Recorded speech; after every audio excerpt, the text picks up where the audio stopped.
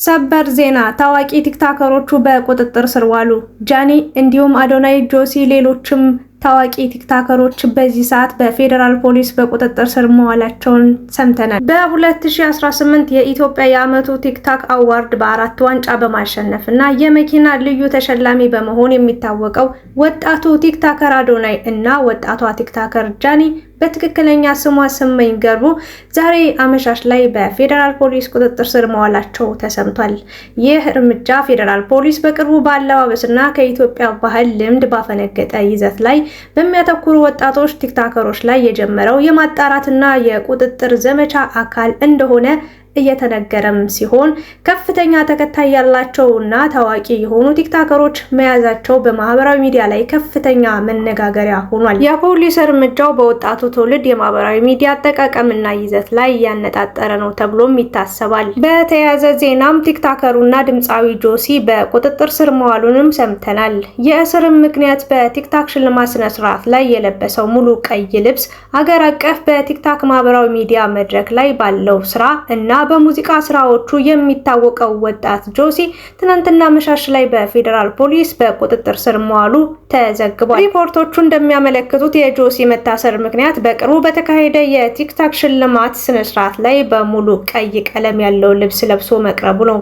ጆሲ ማብራሪያ አርቲስቱ አለባበሱን የመረጠበት ዋናው ዓላማ ስለ ሴቶች የወር አበባና ግንዛቤ ለማስጨበጥ በመሆኑ ገልጾ ነበር። ከዛ ይቅርታ ማለቱን ተመልክቶ ጆሲ ከዚህ ቀደም በተመሳሳይ አግባብ ያልሆነ አለባበስ በሚል ምክንያት በቁጥጥር ስር ውሎ ከነበሩት ሌሎች ቲክቶከሮች ጋር ተደባልቆ መታሰሩ ታውቋል። የፌደራል ፖሊስ ከዚህ ቀደም የቲክቶክ ሽልማት ስነ ስርዓት ላይ የታዩ ከባህል የወጡ ያለባበስ ጉዳዮች እየመረመረ መሆኑን ፍንጭ ሰጥቶ የነበረ ሲሆን አሁን የተወሰደው እርምጃም የዚያን ክትትል አካል እንደሆነም ተዘግቧል። ታዋቂ ቲክቶከሮች እንግዲህ በአጠቃላይ ተሰባስበው ወደ እስር ቤት መወሰዳቸው ብዙዎቹ ብዙ አይነት ሀሳብ አስተያየቶችንም በዚህ ሰዓት በማህበራዊ ሚዲያ ላይ እያሰራጩ የራሳቸውን ሀሳብ የራሳቸውን መላምትም እየሰጡ ይገኛሉ። እናንተስ በዚህ መረጃ በዚህ ዜና ምን አይነት ምላሽ አላችሁ?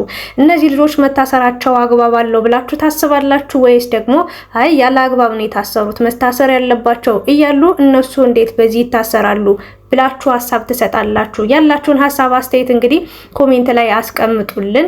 እንግዲህ ብዙዎቹም ከትልልቅ ሚዲያ ጀምሮ መነጋገሪያ አድርገዋቸዋል ማለት ነው ምሽቱን። እርግጥ ነው የሽልማት ፕሮግራሙ ላይ በጣም አላስፈላጊ የሆኑ ባህላችን፣ ሃይማኖታችን፣ ሀገራችን የማይወክል አለባበስ አይተናል። በሴቶቹም በወንዶቹም አጃይብ ያስባለ እጅግ በጣም ብዙዎቹን ያስቆጣ ነገር ነበረ። ነገር ግን ይሄንን ነገር ማንም ሰው ትኩረት የሰጠው ወይም ደግሞ የህግ አካል ትኩረት ይሰጣል ተብሎ አልተጠበቀም ነበረ።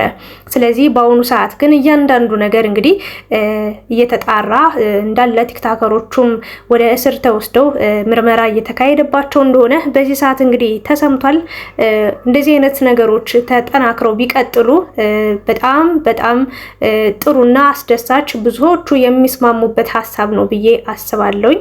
ምክንያቱም ባህል አለን፣ እኛ አናኗር አለን፣ የራሳችን ቀለም አለን። የራሳችን ኢትዮጵያዊነታችን በራሱ ትልቅ ትርጉም ትልቅ ስም ያለው ነውና የሌላ የውጭ ሀገር ወይ ደግሞ የሌላ ዓለም ሀገራት ነገሮች እኛ ኢትዮጵያ ሀገራችን ላይ መንጸባረቅ ወይ ደግሞ አላስፈላጊ የሆኑ ነገሮች መደረግ አለባቸው ብዬ ስለማላምን ለትውልድም በጣም አስቸጋሪና አሳፋሪ ስለሆነ እንደዚህ አይነት ነገሮቹ ልክ በቃ ሌላ ዓለም ላይ ያሉ ነገሮች እኛ ሀገር ላይም ስለማይፈለጉ ወይ ደግሞ መምጣት ስለሌለባቸው ምክንያት ስላለው ነው። በነገራችን ላይ ይሄ ነገር ሊከለከል የቻለበት ምክንያት ስላለ ነው። ምክንያት ባይኖር ማንም ሰው ራቁቱንም መሄድ ይችላል። ነገር ግን ምክንያት ስላለ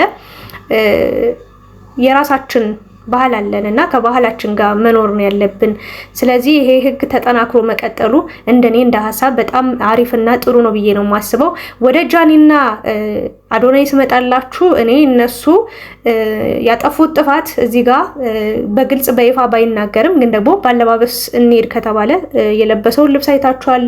አዶናይ ጃኒም እጅግ በጣም የሚያምር የተዋበ አባይ ግድብን የሚያሳይ ወይ ደግሞ የሚያመለክት አባይ ግድብን ለመግለጽ የሞከረችበት መንገድ እንደውም በጣም የሚደነቅ የሚበረታታ እዛ ምሽት ላይ በዛ ቀሚስ ደምቃ አምራ ተውባ ያመሸችበት ዕለት ነበረ።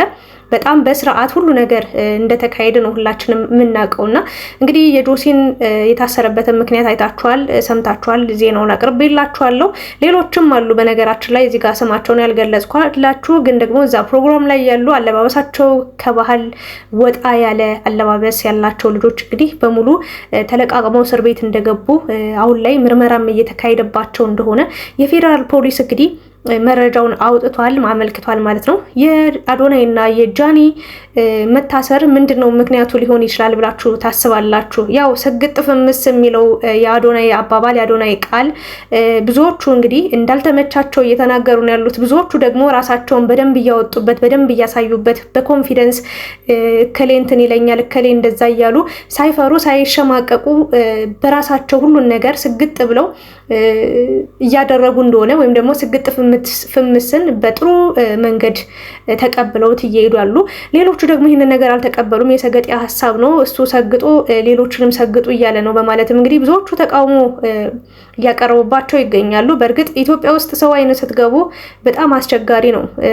ታዋቂነት፣ ገንዘብ ማግኘት ምናምን በአግባቡ ካልተጠቀማችሁበትም መጥፊያችሁም ሊሆን ይችላል። እንግዲህ በቅርቡ እናውቃለን አይደለ እንዴ ጆን ዳንኤል ምን ያህል ከባድ ዋጋ እንደከፈለ ለረጅም ጊዜ ለረጅም ዓመት ማለት ይቻላል መስራት ባለበት ሰዓት መለወጥ በነበረበት ሰዓት ብዙ ነገሮችን ማስተካከል በነበረበት ሰዓት ጓደኞቹ እሱ እስር ቤት ከገባ በኋላ ብዙ ነገር አሳክተዋል። የቤት መኪና ባለቤት ሆነዋል።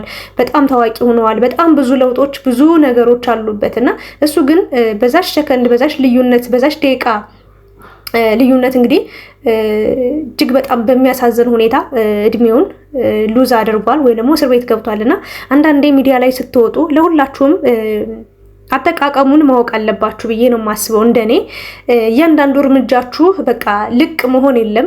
ገንዘብ ስላላችሁ ታዋቂ ስለሆናችሁ ሁሉንም ነገር ማድረግ እንችላለን እንደዚህ ብላችሁ ካሰባችሁ እጅግ በጣም አስቸጋሪ ነው የሚሆነው። እውቅናችሁም ገንዘባችሁም መጥፊያም ሊሆን ይችላልና ጆን ዳንኤል እንዲሁም ከጓደኞቹ ብዙ ነገሮችን ትማራላችሁ ብዬ አስባለሁኝ እና ጆን እንዲሁም ደግሞ ጃኒና አዶናይ እንደምትፈቱ ሌሎች አሉ። በእርግጥ በጣም በቃ የወጣ በቃ በጣም የወረደ አለባበስ የለበሱ አሉ። የነሱ ጉዳይ እንግዲህ ምን ሊሆን እንደሚችል የማውቀው ነገር የለም። ግን አዶናይ እና ጃኒ ያው የታሰሩበት ነገር በይፋ ቢነገር ቢወጣ ጥሩ ነው ብዬ ነው የማስበው። ለማንኛውም የታሰራችሁት በሰላም እንደምትፈቱ ተስፋ እናደርጋለን። ዜናውን ግን እንዴት አያችሁት? ምን ተሰማችሁ? ምን አይነት ሀሳብ አላችሁ በዚህ ጉዳይ? በዚህ ዙሪያ ላይ እየተወሰደ ያለው እርምጃ ጥሩ ነው ብላችሁ ታስባላችሁ ወይስ ደግሞ አይ አላግባብ ነው ህግም በጣም አበዛውም እያሉ አንዳንዶቹም መንግስትንም እየተሳደቡ ፖሊስም ትክክል አልሰራም እያሉ ይገኛሉና እናንተ በዚህ ጉዳይ ላይ ምን ሀሳብ አላችሁ? ስለነበረን ቆይታ እያመሰገንኩኝ እንግዲህ ሁሉም የየስራው ስራቸው ያውጣቸው ብዬ ቪዲዮን በዚሁ አጠቃልላለሁ። አመሰግናለሁ። አዳዲስ መረጃ ካለም ይዤላችሁ ምቀርብ ይሆናል። ሰላም ደሩ።